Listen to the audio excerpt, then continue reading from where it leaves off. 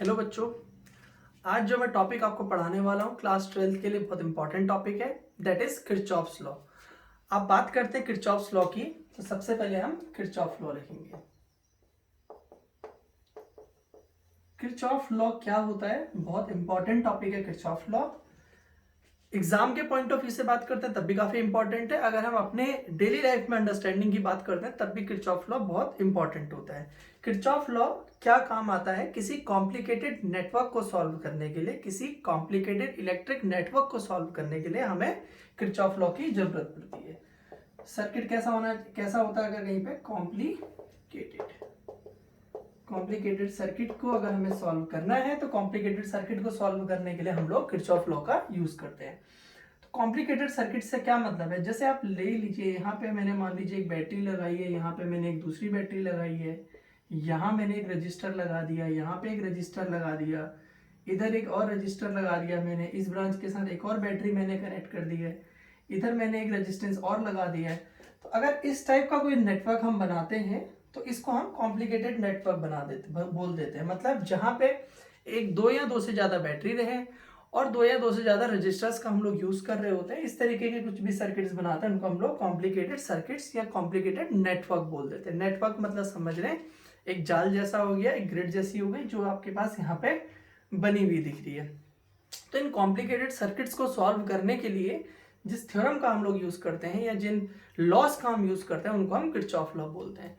अब दिमाग में क्वेश्चन सबसे पहले ये आता है कि भाई ये कॉम्प्लिकेटेड सर्किट या कॉम्प्लिकेटेड नेटवर्क आते कहाँ से हैं या हमने इसको सॉल्व क्या करना है। देखिए, जैसे आप मोबाइल फोन की बात कर लें, टीवी की बात कर लें, तो जो उसमें हम लोग सर्किट बनाते हैं, सर्किट डिजाइन करेंगे, वो ऑब्वियस सी बात है कॉम्प्लिकेटेड है। आप छोटे से रीजन में आपने ऑडियो, वीडियो और गेमिंग, आप जो कैलकुलेटर का काम भी कर रहे हैं, सारी एप्लीकेशंस आप चला रहे हैं, कई सारी एप्लीकेशंस हैं, तो सबको अगर रन करना है, उनके सर्किट अगर हमें जोड़ने हैं, तो वो हमें जो नेटवर्क बनाना पड़ेगा वो बहुत कॉम्प्लिकेटेड सा नेटवर्क बनाना पड़ेगा। कॉम्प्लिकेटेड का मतलब हो गया, जैसे मैं एक इंडिविजुअल हूं, मैं बहुत सारे अपने बिजनेस कर रहा हूँ, बहुत सारे काम मेरे चल रहे हैं, तो मुझे क्या करना पड़ेगा, इसके साथ उसके साथ, फिर उसके साथ जुड़ा हूं, फिर किसी और के साथ जुड़ना पड़ेगा, तो इस तरीके से मेरा एक बहुत कॉम्प्लिकेटेड सा नेटवर्क बन जाएगा। तो उस कॉम्प्लिकेटेड से नेटवर्क को सॉल्व करने के लिए हमें कुछ ना कुछ लॉस चाहिए कि हम बेसिक लॉ मीन्स होता है जिसको हम हर जगह पे लगा सकते हैं। मतलब हमें पता है कि भाई ये लॉ है, मीन्स ये लॉ है। जैसे अगर आप बाइक राइड करते हैं, आप हेलमेट नहीं पहनते, तो आपको मान लीजिए 500 रुपीज का चालान पड़ता है। तो अगर देश के प्राइम मिनिस्टर भी सेम रूल को अगर वायलेट करते हैं तो वहां पे भी उनके लिए भी वही सेम रूल लगता है। तो रूल जो होता है, लॉ जो है, वो सबके लिए सेम है। ये नहीं कि आपके लिए 500 रुपीज रहेगा, प्राइम मिनिस्टर जी के लिए आपका कम हो जाएगा, ऐसा नहीं होना है।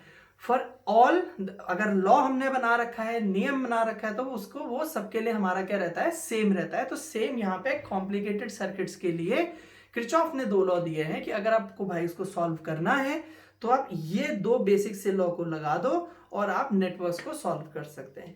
जब आप हायर इंजीनियरिंग में जाते हैं या फिर कुछ बच्चे ग्रेजुएशन जब करते हैं, तो ग्रेजुएशन में वो थ्योरेटिकल पार्ट में कुछ और नेटवर्क थ्योरम पढ़ते हैं, जैसे Thevenin theorem, Norton theorem, maximum power theorem, इस तरीके की थ्योरम्स पढ़ते हैं।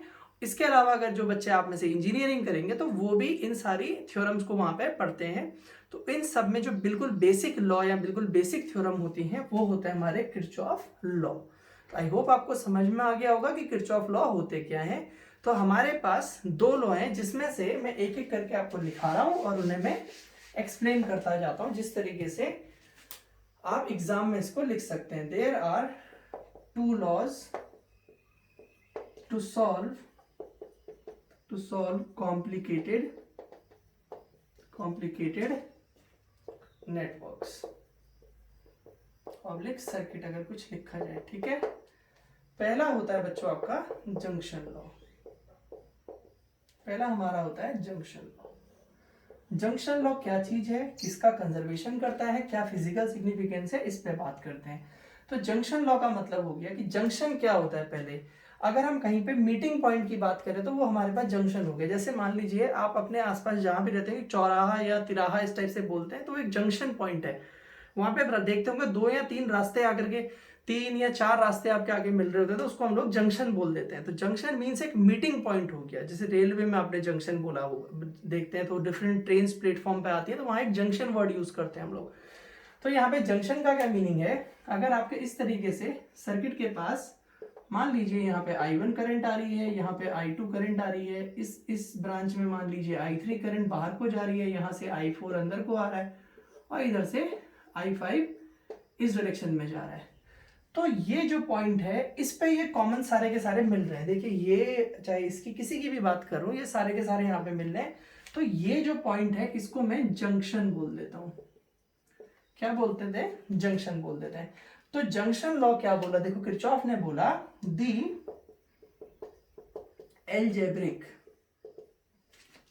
Algebraic sum. अब इस लाइन को मैंने अंडरलाइन कर दिया, ये ऐसा वैसा नॉर्मल सम नहीं है। कौन सा सम है, एल्जेब्रिक सम है। एल्जेब्रिक सम का मतलब होता है कि जब आप प्लस और माइनस दोनों साइन को कंसीडर करते हुए ऐड करते हैं तो वहां पे उस सम को हम लोग एल्जेब्रिक सम बोल देते हैं। तो हमने बोला the algebraic sum of all the currents meeting at a junction is zero। क्या मीनिंग हुआ इसका कि किसी जंक्शन पे मिलने वाली जो सारी करंट है उनका जो एल्जेब्रिक सम है वो आपका जीरो होता है। एक बहुत सिंपल सा कॉन्सेप्ट हो गया। फिर से बोल रहा हूं कि यहाँ पे आपके पास जो कोई मीटिंग पॉइंट है, जंक्शन है, उस पे मिलने वाली सारी करंट का जो सम होगा वो जीरो हो जाएगा। इसकी फिजिकल सिग्निफिकेंस क्या है, किरचॉफ क्या कहना चाह रहे हैं, या आप इस लॉ से क्या समझ रहे हैं उसको थोड़ा सा समझिए। ये कंजर्वेशन ऑफ चार्ज की बात करता है।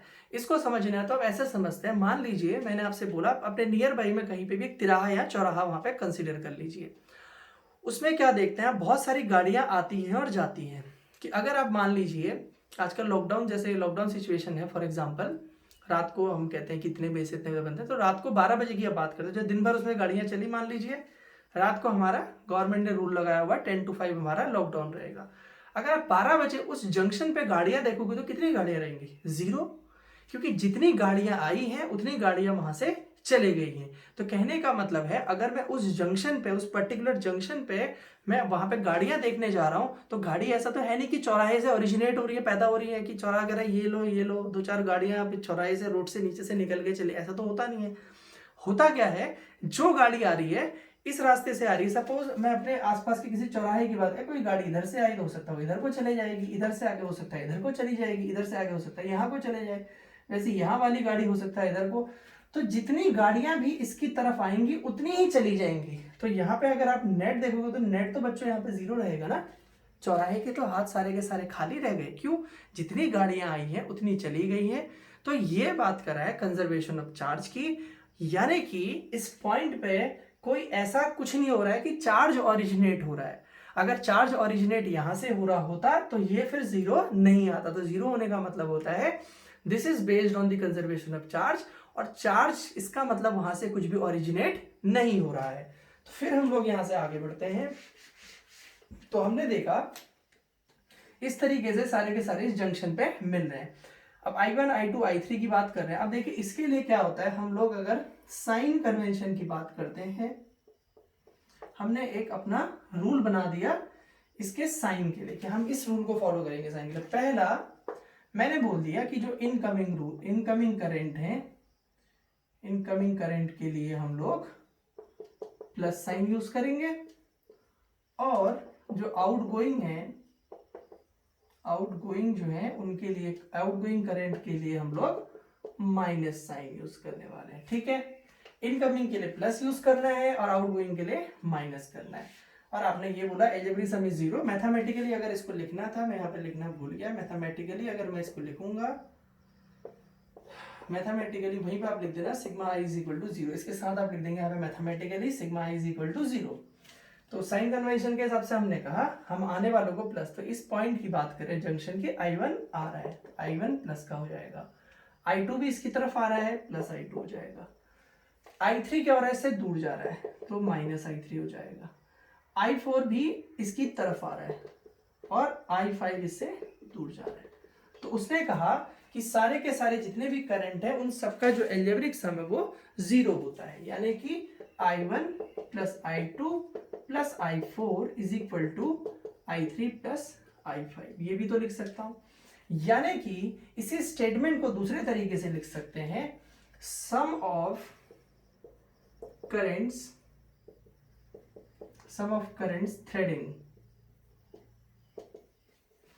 Threading towards junction is equal to sum of currents leaving it. तो जो इसकी तरफ आने वाली करंट का सम है वो इक्वल हो जाएगा जो इससे दूर जाने वाली करंट होंगी। तो इस तरीके से हम बोल सकते हैं जो करंट इसकी तरफ आएंगी उनका सम होगा जो इससे दूर जा रही होंगी। तो इस तरीके से हम लोग इसको डिफाइन कर सकते हैं जो आपको दिख रहा है। So this is Kirchhoff first law. और कंजर्वेशन की बात की थी मैंने कहा, तो कंजर्वेशन किसका होता है यहाँ पे, कंजर्वेशन ऑफ चार्ज। बहुत इंपॉर्टेंट लाइन है आपका, जिस भी एग्जाम में आप तैयारी कर रहे हैं वहां पे आपका चाहे स्कूल टेस्ट होगा चाहे एग्जाम है तो वहां पे पूछा जा सकता है ऑब्जेक्टिव में कि ये किस पे बेस्ड होता है फर्स्ट लॉ, चार्ज पे। चार्ज क्या होता है, देखिए करंट क्या होता है, फ्लो ऑफ चार्ज। तो देखिए जितना फ्लो इस तरफ इसकी तरफ हो रहा है उतना ही तो फ्लो इससे दूर हो रहा है। मान लीजिए मैं पर बाइक को मैंने एक चार्ज मान लिया, तो सोचो जरा दिन भर या बाइक और कार जो भी है मैंने उनको चार्ज से डिफाइन कर दिया, तो जितनी गाड़ियां आ रही है उतनी चली जा रही है, तो जितना चार्ज उसकी तरफ आ रहा है उतना चार्ज वहां से दूर चले जा रहा है। तो अगर मैं नेट की बात करूंगा तो नेट मेरा कितना हो जाएगा, 0 हो जाएगा। ये बच्चों मेरा किरचॉफ फर्स्ट लॉ है। अब हम बात करते हैं, जंक्शन लॉ था, ये इसको हम फर्स्ट लॉ बोल दिया हमने, फर्स्ट लॉ, ये क्या था हमारा जंक्शन लॉ। चलिए अब हम बात करते हैं सेकेंड लॉ की, बात करेंगे किरचॉफ सेकेंड लॉ।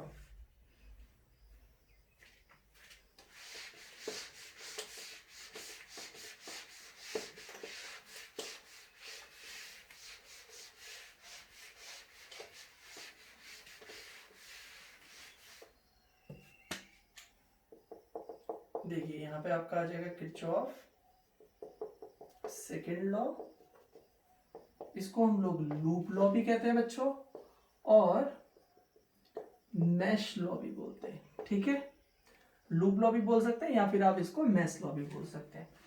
ये Kirchhoff second law, loop law या मैश लॉ आपसे क्या कहना चाहता है, इसके बारे में मैं सीधे आपको स्टेटमेंट लिखा के समझा देता हूँ। ये कहता है कि अगर आप किसी क्लोज लूप में देख रहे हैं, क्लोज लूप का मतलब हो गया कि आप जैसे सपोज एक एग्जांपल के लिए यहाँ पे एक बैटरी लगा दी आपने, एक रजिस्टर यहाँ लगा दिया, एक बैटरी आपने यहाँ लगा दी। ठीक है, तो बच्चों ये जो बन रहा है ना पूरा, सपोज इसको नेम दे दो आप A B C D, तो आपने कहा A B C D A, ये एक लूप बोल सकते हैं इसको, या फिर आप इसको बोलेंगे ये एक मैश है।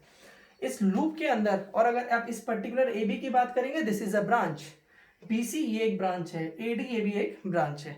तो बहुत सिंपल सा लॉ है। लॉ क्या कहता है कि किसी क्लोज लूप या मैश के अंदर, एक लूप ही हम लोग बोल देंगे, जो EMF है, ये बैटरी है सपोज, इसका EMF E1 है, इसका EMF कितना है E2 है, तो बोलता है कि जो EMF है उनका एल्जेब्रिक सम, ई से डिनोट कर देते हैं, वो बराबर होता है किसके इक्वल होगा। देखिए अब इसमें करंट मान लीजिए यहाँ पे I1 है, इसमें करंट कितना है I2, ये रेजिस्टेंस सपोज R1 है, ये R2 है।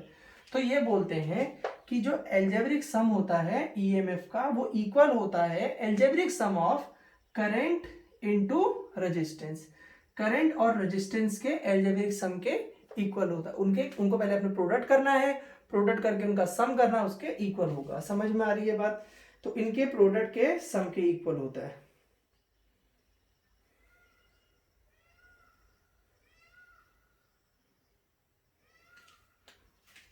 स्टेटमेंट क्या होता है, the algebraic some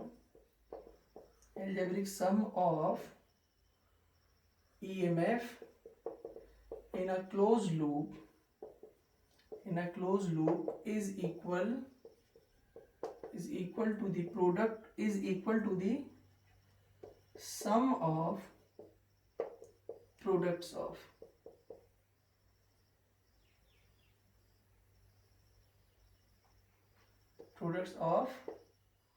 current, product of resistance and correspond, ऐसे लिख दो, रेजिस्टेंस एंड करस्पॉन्डिंग करंट। ठीक है, इसको हम मैथमेटिकली अगर एक्सप्रेस करने जाते हैं, हम इसको बोल देते हैं sigma E is equal to sigma R. EMF का जो सम है, जितनी भी ईएमएफ है, ईएमएफ का सम जो होगा वो सिग्मा आई आर के इक्वल हो जाएगा। आई और आर के अंदर सिग्मा हमने लगा रखा है, एल्जेब्रिक सम ही यूज करेंगे क्योंकि डायरेक्शन पर डिपेंड करता है कि करंट किस डायरेक्शन को फॉलो कर रही है। जिस डायरेक्शन के हिसाब से हम बात करेंगे उसके हिसाब से हम लोग उसको सम करते हैं। अभी समझाऊंगा मैं कैसे, बहुत आसान तरीके से हम लोग समझने की कोशिश करेंगे। तो ये आपने लिख दिया, ये मैंने आपको खाली समझाने के लिए एक सर्किट बनाया हुआ था। अब अगर इस बात को मुझे प्रूफ करना है, ये जो स्टेटमेंट लिखा हुआ है आप इस स्टेटमेंट को नोट कर लीजिए, इसके बाद हम इसका प्रूफ करते हैं, ठीक है। अब हमारे पास बात आती है इसके प्रूफ करने की। तो इसको प्रूफ करने के लिए हम क्या कर सकते हैं, एक हम यहाँ पे सर्किट बना लेते हैं, उससे हम इसको तुरंत समझा देंगे, ठीक है।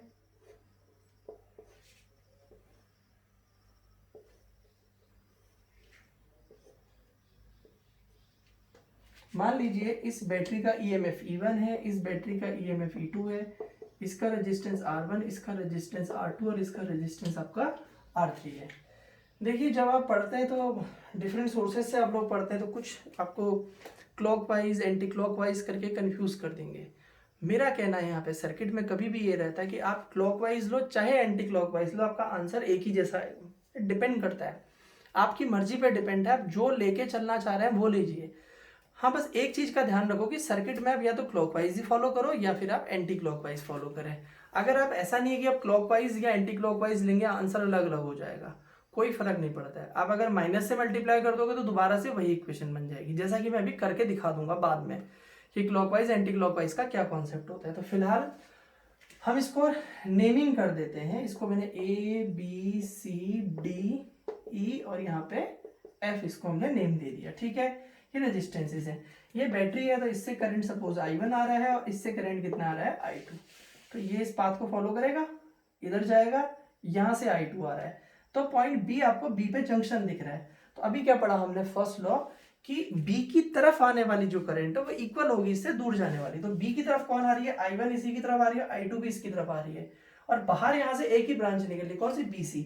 तो वहां जो करंट फ्लो करेगी वो इन दोनों का, अंदर लिख देता हूँ थोड़ा सा, यहाँ पे जगह मिल जाएगी हमें लिखने के लिए। यहाँ जो करंट फ्लो करेगी आपकी I1 प्लस I2 फ्लो करेगी, ठीक है। तो हमने कहा था कि product of current and resistance, कौन सा करंट और कौन सा रेजिस्टेंस था, इस R1 के साथ कौन सा I1, इन दोनों का प्रोडक्ट होगा। I2 किसके साथ है, R2 के साथ है। अब R3 की बात करते हैं तो R3 के पास कौन जा रहा है, I1 प्लस I2। तो इसकी बात करेंगे, वहां पे हम इसका प्रोडक्ट इसके साथ लेने वाले हैं, ठीक हो गया। अब एक चीज यहाँ पे मैं समझाता हूँ, देखिए इसी को सॉल्व करने में हम सारे के सारे रूल इसके समझ जाएंगे। हम सपोज पूरे इसका क्लॉकवाइज लूप ले लेते हैं, ठीक है, इस तरीके से। नहीं तो आप अगर इसको नहीं भी बनाए तो भी कोई फर्क नहीं पड़ता है। अब आपको बस इतना ध्यान लगाना है, ऐसे सोचो अपने को बस ऐसे बॉस या हीरो की तरह, जो तुम्हें फॉलो करेगा तुम उसको प्लस लोगे, जो मेरे साथ चल रहा है वो प्लस हो गया, जो अपोजिट चलेगा हम उसको क्या कर देंगे, माइनस। तो कोशिश ये किया करो कि एक डायरेक्शन लूप की आप ले लो, उसके बाद उस लूप की डायरेक्शन में जो भी करंट आएगा उस करंट और रेजिस्टेंस फॉलो करेगा उसको प्लस ले लिया जाता है, और जो उसके अपोजिट चल रहा होता है उसको माइनस ले लेते हैं।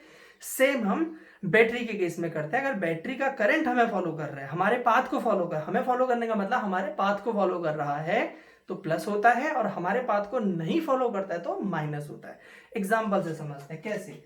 मैंने इस लूप की बात कर ली, पहले सपोज मैं ये वाले लूप की बात कर लेता हूं। कौन सा लूप, कौन सा, A B E F A B, कौन सा था E F A, close loop की बात कर ली, ठीक है।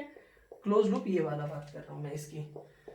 तो बच्चों इसमें क्या होगा, sigma E is equal to sigma IR होता है। सबसे पहले तो सिग्मा E के बारे में बात करते हैं, ठीक है। तो हमें पता है कि हमें sigma E is equal to sigma IR को सॉल्व करना है। तो E को कैसे देखा जाता है, देखिए इसमें जो करंट है वो इस डायरेक्शन में फ्लो कर रही है, और जो मेरा पाथ है वो भी तो यही है, A B। जिस डायरेक्शन में मैं चल रहा हूं, देखिए FA, मैं जिस डायरेक्शन में चल रहा हूं इस बैटरी का करंट उसी को फॉलो कर रहा है, तो ये तो मेरा दोस्त हो गया।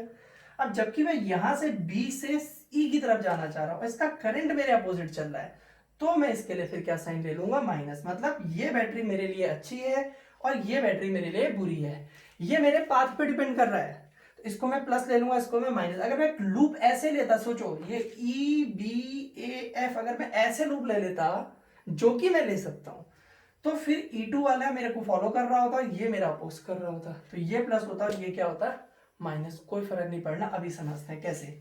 देखिए आपने लिया है E1 आपको फॉलो कर रहा है, ये नहीं कर रहा, तो माइनस हो गया, इज इक्वल टू IR होता है। IR क्या होता है, देखो I1 R1 और यहां से आप इधर जा रहे हैं, तो आप इस रास्ते, आपको आपके को फॉलो कर रहा था, प्लस हो गया। अब आप यहां से ऊपर को जाते हैं, फिर इधर को मुड़ते हैं, अरे आप इधर जा रहे हो, ये आपका अपोज कर रहा है, इसकी इतनी हिम्मत, इसको माइनस करो, इसको I2 R2 कर देते हैं। अब कुछ बच्चे सोचते हैं कि अच्छा भाई मैं जवान हूं, मैं कैसे सर की बात मान लूं, मैं अपना करूंगा। वो लूप कहता है कि मैं ये वाला लूप लेना चाहता हूँ, EBAFE, मेरा ठीक उल्टा लूप ले लिया उसने, नहीं लेता हूँ आपका, कोई बात नहीं, मतलब EBAFE ये लूप ले लिया, ठीक है, उल्टा ले लिया ना। तो तुम्हारा दोस्त कौन है, अब तुमने ये लूप ले लिया, तो इधर को जाओगे तो E2 तुम्हें फॉलो कर रहा है, तुम इधर आए तो ये तुम्हारा अपोज, इसकी कैसे हिम्मत अपोज करने की, माइनस करेंगे इसको, E2 माइनस E1, ठीक है। फिर क्या होगा, अब ये तुम्हें तो फॉलो कर रहा है भाई, तुम इधर को जा रहे हो, तो ये क्या हो जाएगा, इक्वल टू I2 R2, ठीक है। अब आप ऐसे आ रहे हैं और ये भाई साहब आपका तो अपोज कर रहे हैं, तो ये माइनस हो जाएंगे I1 R1। तो बेटा अगर इसको माइनस से मल्टीप्लाई कर दोगे पूरी इक्वेशन को, तो क्या होने वाला है, यहां पे हो जाएगा E1 minus E2 is equal to I1 R1 minus I2 R2। कोई फर्क नहीं पड़ा, वही इक्वेशन बन गई है जो ऊपर वाली थी। तो क्यों, क्योंकि माइनस से डायरेक्शन उल्टी है, कि ये इक्वेशन और ये इक्वेशन को अगर मैं समझने की कोशिश करूंगा तो दोनों की डायरेक्शन मेरी अपोजिट है, इसलिए यहाँ पे साइन माइनस का आ रहा है। तो मैं कोशिश ये करूंगा, मैंने इतना सीख लिया कि भाई मैं इस चीज से इंडिपेंडेंट हूँ। कुछ बच्चे रट रहे होते हैं कि भाई लूप कैसा बनाना है। पहली बात तो मैं इस बात से इंडिपेंडेंट हो गया, मेरी मर्जी है मैं जैसे भी लूप लूँ, लेकिन उस मर्जी में एक लगाम में लगाते हुए बोलूंगा, आप कभी भी चाहते हैं आपका आंसर गलत ना हो, तो उसके लिए कोशिश करना। अगर आप ऐसे फॉलो कर रहे हैं, आप ये लूप की डायरेक्शन ले रहे हैं, इसमें भी यही, अब 10 लूप बनाओ कोई प्रॉब्लम, 10 के 10 में लूप की डायरेक्शन यही लीजिए। अगर आप ऐसे ले रहे हैं एंटी क्लॉकवाइज, तो फिर 10 के 10 में एंटी क्लॉकवाइज लीजिए, कोई प्रॉब्लम नहीं होगी कैलकुलेशन करने में। तो इस तरीके से आपको ध्यान लगाना, ठीक है। तो ये तो इसका तो कोई मीनिंग है ही नहीं यहाँ पे, अभी फिलहाल एक ही तो बनाओगे, एक लूप में एक ही इक्वेशन लिखनी है, तो ये वाली लिख दी हमने। तो अब मैं इसमें ऐसे चलाऊं तो मैं यहाँ भी ऐसे ही चलूंगा, तो कौन सी वाली लूप, लूप BCDEB, ठीक है। मैंने ये वाली फॉलो कर ली। अब सोचो इसमें तो भाई एक ही बैटरी लगी है E2, तो मुझे तो कोई परेशानी नहीं होना है, E2 एक ही बैटरी लगी है ना यहाँ पे। अब ये क्या होगा, I2 R2, ठीक है। और फिर उसके बाद क्या होने वाला, अब यहाँ जाओगे तो प्लस I1 प्लस I2, और यहाँ कितना हो जाएगा आपका R3 हो जाएगा।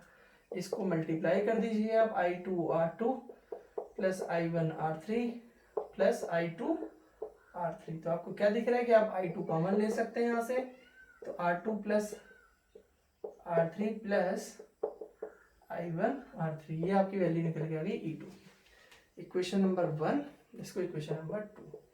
तो इस तरीके के जो पैरामीटर्स, अगर अब आपको इसी पे बेस्ड न्यूमेरिकल दिए जाएंगे आने वाले टाइम में, R1 R2 R3 की वैल्यू दे दी जाएगी, E1 और E2 EMF की वैल्यू दे दी जाएगी आपको, फिर आपसे बोला जाएगा कि क्वेश्चंस को सॉल्व करिए। तो आपको करना क्या है, इसी तरीके से लूप बनानी है, लूप में फिर आपकी इक्वेशंस आएंगी, इक्वेशंस को आपको सॉल्व कर देना है, और कुछ भी ऐसा एक्स्ट्रा करने की जरूरत नहीं है। अगर आप सपोज यहाँ पे ऐसे लूप ले लेते, आप अगर लूप ऐसे ले रहे होते, तो E2 तो भैया अपोज कर रहा है माइनस, ये तो फिर तो सभी अपोज कर रहे हैं, तो ये करंट भी अपोज कर रही है, ये भी कर रही है, तो इनमें भी माइनस माइनस आता, तो फिर माइनस से मल्टीप्लाई करता मैं, ऐसी इक्वेशन बन जाती। तो इस तरीके से हमने देखा किरचॉफ का सेकंड लॉ है। अब जैसा फर्स्ट वाला कंजर्वेशन ऑफ चार्ज पे बेस्ड होता है, तो हमें ये भी सोचना पड़ेगा कि हमारा जो सेकंड वाला है वो किसके कंजर्वेशन पे बेस्ड होता है। तो जो सेकंड लॉ है वो कंजर्वेशन ऑफ एनर्जी की बात कर रहा है। कंजर्वेशन ऑफ एनर्जी का मतलब, कंजर्वेशन का मीनिंग होता है हिसाब किताब रखना, तो यहाँ पे वो किस चीज का हिसाब रख रहा है, आपका एनर्जी का। तो this is called conservation of energy, ठीक है। अब फर्स्ट लॉ भी डिस्कस कर लिया, सेकंड लॉ भी डिस्कस कर लिया। अब फर्दर जो हम लोग काम करने वाले हैं वो हम इस पे बेस्ड न्यूमेरिकल सॉल्व करेंगे। तो पहले आप इसके प्रॉपर नोट्स बना लीजिए, इसको पूरा सीख लो, फिर हम इस पे बेस्ड न्यूमेरिकल करेंगे। Thank you.